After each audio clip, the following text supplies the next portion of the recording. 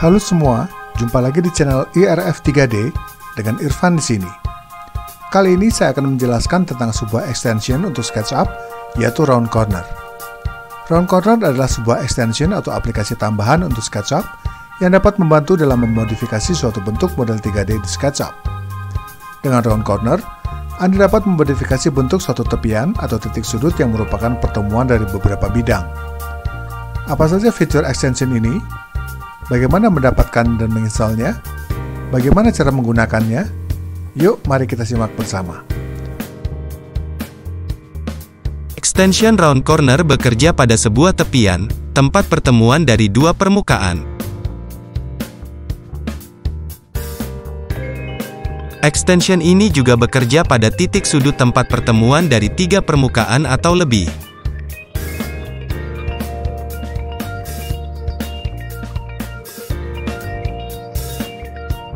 Dengan extension ini, Anda dapat membuat suatu tepian yang membulat, dengan titik sudut yang juga membulat.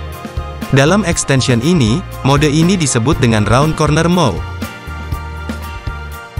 Atau, Anda dapat membuat tepian yang juga membulat, namun dengan sudut yang tajam seperti ini, yang dalam extension ini, disebut dengan Sharp Corner Mode. Selain itu, Anda juga dapat membuat sebuah bevel, yaitu sebuah bentuk tepian dan sudut yang miring seperti ini.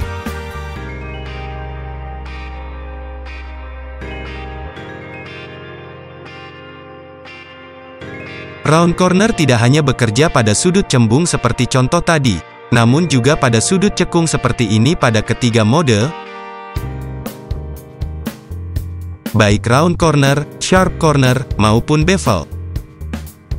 Selain itu, extension ini juga mampu digunakan untuk memodifikasi bentuk sudut yang dibentuk dari tiga tepian atau lebih, seperti contoh berikut.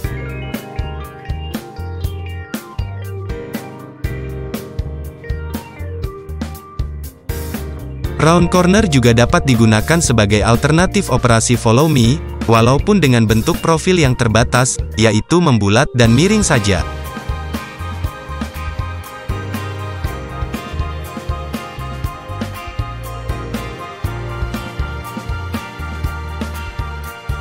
Namun sebenarnya, mengapa kita perlu extension ini? Alasan pertama adalah karena SketchUp tidak memiliki fitur yang dikhususkan untuk membuat perubahan seperti tadi. SketchUp tidak memiliki fitur yang dikhususkan untuk operasi semacam fillet, chamfer atau bevel pada software lain. Dan alasan kedua, adalah karena pada kenyataannya, objek-objek di sekitar kita tidak ada yang bersudut tajam sempurna seperti yang dihasilkan oleh model SketchUp. Jadi sebuah model 3D dengan tepian yang membulat walaupun dengan radius yang relatif sangat kecil akan berguna dalam proses rendering. Model seperti ini akan membantu dalam menghasilkan sebuah image hasil rendering yang tampak lebih fotorealistis. Extension ini dapat dijumpai di laman ini. Dalam laman tersebut tampak bahwa versi extension ini adalah 3.3a. Extension ini juga cukup populer dengan jumlah unduhan lebih dari 700.000 unduhan. Extension ini kompatibel dengan SketchUp hingga versi 2020. Satu hal yang perlu Anda perhatikan adalah dependencies. Apa itu dependencies? Singkatnya, untuk dapat menggunakan extension ini, Anda memerlukan extension lain. Dengan kata lain, Anda harus menginstal extension bernama libfredo versi 8.7 atau sesudahnya. Jadi, kita akan mendownload extension Round Corner dan juga libfredo. Kita mulai dengan Round Corner. Untuk bisa mendownloadnya, klik tombol download ini. Namun jika tombol itu masih bertuliskan login to get it, Anda harus login dulu untuk masuk ke akun Anda. Namun jika Anda belum punya akun, Anda bisa membuat sebuah akun gratis untuk keperluan ini. Setelah tombol ini diklik, maka sebuah file ini akan terunduh.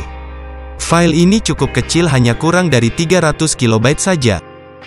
Untuk mengunduh extension libfredo versi 11.6a, kliklah tombol ini, maka Anda akan diarahkan pada laman libfredo. Dari data yang ada, extension ini juga cukup populer dengan lebih dari 1,5 juta unduhan. Ukurannya lebih besar dari Round Corner. Dinyatakan pula bahwa extension ini kompatibel dengan SketchUp 2017 hingga 2020 dan terakhir diupdate pada awal 2021 yang lalu. Kliklah tombol download, maka sebuah file ini akan terunduh. Sekarang kita siap untuk menginstalnya di SketchUp. Saya menggunakan SketchUp Make versi 2017. Untuk mulai menginstalnya, buka SketchUp Anda. Klik menu Window, klik Extension Manager, lalu klik Install Extension. Anda harus menginstal libfredo terlebih dahulu. Untuk itu, temukan dan pilih file ini lalu klik Open. Saat ini Anda belum melihat libfredo telah terinstall, karena Anda harus menutup SketchUp dan membukanya kembali untuk dapat digunakan. Namun sebelum kita menutup SketchUp, kita install dulu Round Corner. Ulangi kembali langkah tadi, mulai dari mengklik Install Extension, lalu temukan dan pilih file ini dan klik Open. Kini Anda dapat menutup window Extension Manager. Tutuplah SketchUp Anda dan bukalah kembali. Periksalah di window Extension Manager, dan kini extension Round Corner sudah tercantum di sana dengan nama Fredo 6 Round Corner dan pastikan dalam keadaan aktif. Untuk mengakses fitur Round Corner, dapat dilakukan melalui pull-down menu Tools, lalu klik Fredo 6 Collection. Klik di pilihan Round Corner dan 3 pilihan mode ada di situ, yaitu Round Corner, Sharp Corner dan Bevel. Cara lain adalah menggunakan ikon di toolbar. Jika toolbarnya belum aktif, aktifkanlah melalui menu View, lalu klik toolbar dan di dalam daftar yang tercantum di window Toolbars, aktifkan Round Corner dan tutuplah window tersebut. Sebuah toolbar yang terdiri dari 3 buah ikon akan muncul. Sesuai tooltipsnya, yang paling kiri adalah ikon untuk masuk ke mode Round Corner, yang tengah untuk Sharp Corner mode, dan yang kanan untuk Bevel mode. Prosedur menggunakan extension ini terdiri dari 4 langkah umum, yaitu memilih mode yang diinginkan, memilih tepian atau titik yang akan dibentuk, mengatur parameter rounding atau beveling yang akan diterapkan, dan terakhir, mengenerate geometrinya. Pertama dimulai dengan memilih mode yang diinginkan. Sebagai contoh, kita pilih Round Mode. Setelah Anda memilih sebuah mode, sebuah button palette seperti ini akan muncul. Palet ini berisi berbagai ikon dan tulisan, yang pada dasarnya terbagi menjadi 4 keperluan, yaitu terkait pemilihan tepian, parameter yang akan mengatur bentuk tepian, properti tepian dan operasi geometri. Kedua, memilih tepian yang akan dibentuk. Anda bisa memilih tepian dengan 4 cara. Pertama, dengan memilih tepian secara satu persatu. Kedua, dengan memilih sebuah permukaan, sehingga tepian sekelilingnya akan terpilih. Ketiga, memilih sebuah vertis atau titik sudut, sehingga tepian yang terhubung dengan titik sudut tersebut akan terpilih. Dan keempat, dengan mendouble klik sebuah objek, sehingga seluruh tepian yang ada dalam objek tersebut akan terpilih. Anda dapat menambahkan pilihan dengan langsung memilih tepian atau bidang yang ingin Anda tambahkan, sebaliknya Anda dapat mengurangi atau membatalkan pilihan dengan langsung mengklik kembali tepian atau bidang yang telah terpilih. Tombol Escape akan membatalkan semua pilihan pada sebuah objek. Perhatikanlah, bahwa kursor dalam operasi Round Corner ini dapat memiliki bentuk dan beberapa warna berbeda. Jika kursor berada di dekat sebuah tepian, warnanya akan berubah menjadi berwarna kuning dan Anda bisa memilih sebuah tepian. Namun jika kursor sedang berada di atas sebuah permukaan, maka warnanya akan berubah menjadi merah dan Anda bisa memilih sebuah bidang. Dan jika kursor Anda berada di sekitar sebuah titik sudut, maka warnanya akan berubah menjadi biru, yang berarti Anda siap untuk memilih sebuah vertis atau titik sudut. Dan jika kursor Anda menjadi bentuk centang berwarna hijau, artinya Anda siap mengeksekusi operasi Round Corner. Kliklah, maka semua pilihan tadi akan diproses. Kembali ke langkah kedua, saya akan pilih titik sudut ini, tepian-tepian ini dan permukaan ini. Setelah Anda memastikan pilihan tepiannya, maka langkah ketiga adalah Anda harus memastikan parameternya. Ada 2 parameter yang perlu Anda pastikan. Pertama adalah nilai offset, dan kedua adalah jumlah segmennya. Nilai offset menunjukkan jarak dari tepian ke batas rounding. Dan dalam bevel mode ini berarti jarak dari bidang tepian asalnya ke bidang tepian saat mulai dimiringkan. Untuk menentukan nilai offset, kliklah bagian ini di palet di bawah tulisan offset di bagian rounding parameter. Untuk contoh ini saya gunakan 0,2 meter. Yang kedua adalah jumlah segmen. Seperti namanya, jumlah segmen menentukan banyaknya jumlah segmen baru yang akan dibuat untuk membentuk tepian yang membulat tersebut. Prinsipnya semakin besar jumlah segmen, lengkungan tepian yang dibuat akan semakin halus, namun akan semakin membebani kerja prosesor komputer Anda. Untuk contoh ini saya gunakan angka defaultnya saja, yaitu 6.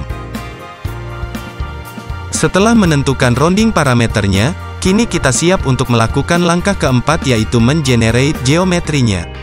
Sebenarnya ada langkah yang opsional yaitu menentukan tampilan tepiannya. Secara default, tepian segmen hasil rounding tidak akan ditampilkan. Namun untuk keperluan contoh kali ini saya tampilkan segmen hasil roundingnya agar visualisasi tampilan hasil roundingnya menjadi lebih jelas. Untuk itu saya atur setting edge property-nya seperti ini. Kita kembali ke langkah keempat, yaitu Geometry Generation. Untuk itu Anda bisa melakukan salah satu dari dua cara berikut. Pertama, klik tulisan Generate Geometry di palet ini, atau seperti yang telah dijelaskan tadi, geserlah kursor Anda keluar objek hingga berbentuk tanda centang berwarna hijau dengan tooltips yang bertuliskan Click to Execute. Kliklah maka tepian dan sudut yang telah dipilih akan dibentuk sesuai dengan parameter dan mode roundingnya. Nah, itulah tadi uraian tentang round corner, semoga bermanfaat. Masih ada beberapa hal lebih lanjut tentang extension ini, termasuk juga penggunaannya dalam modeling, yang akan dibahas dalam video-video berikutnya. Untuk itu, silakan subscribe channel ini dan nyalakan notifikasinya. Jangan lupa share video ini pada teman-teman Anda, dan sampai jumpa di video-video berikutnya. Irfan di sini dan salam.